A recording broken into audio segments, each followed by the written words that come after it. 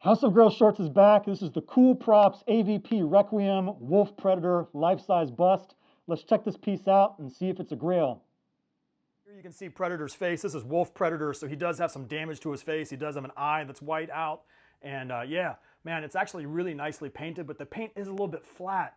It does look like it may not have been stenciled. I'm having a hard time telling there, but the paint could just be a little glossier for me. It does look okay in the lighting, but it could just have a little another touch, like another level, especially for the price this piece is. As for the mouth is nice and pink. There is some nice drool effect. So right here you can see there's some drool. Down here on the mandible there's some drool. Off of the teeth are actually pretty nicely done. So no real complaints about the teeth. The mouth could maybe use a little bit more detail, especially for what you're paying, but otherwise not too bad. Going down to the base here, you can see his necklace. I really like the necklace. They did a nice job on the paint. It is actually loose. You can actually move some of the stuff around a little bit. So that is pretty cool. Let's take a look at the armor. So the armor is sculpted. It is relatively rough. I mean, it could use some more detail in the sculpt in my opinion, but otherwise pretty cool. The netting, this is supposed to be netting back here, but this is all sculpted in. Man, that could really be better. On the custom piece that I reviewed, this is so much better. So you really are losing some detail and some finesse on this piece. Otherwise, the sculpt, yeah, it does have some nice bronze accents here and whatever, but man, it could just take another level. Like this horn down here, it doesn't look as cool as the mandibles and the teeth up front. So yeah. What is this thing made out of? Yeah, this piece is actually all made out of fiberglass. Man, listen to it.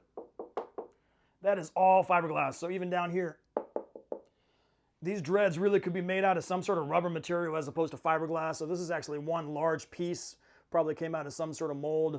This back piece is actually removable right here, but the rest of it is all one piece. It is all fiberglass. Maybe that's why we lost a little bit of the detail, but I mean, I've seen some really cool pieces made out of fiberglass, so they could have just done just that little bit effort and made this rubber and just knocked this one out of the park. Here we are back with the portrait. So let's take one more look at this forehead. I want to check out if this is actually stenciling or hand airbrushed. It looks like it's stenciling, but it's actually pretty nicely done. I really can't complain too much, except for the fact it just needs some depth. It's so flat, and it just needs some extra gloss to make this thing look like a monster.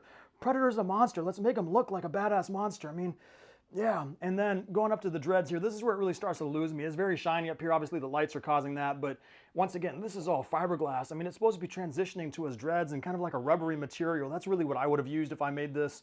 But overall, I think it's pretty cool. Not sure if it's a grail for me. Let me know what you guys think in the comments.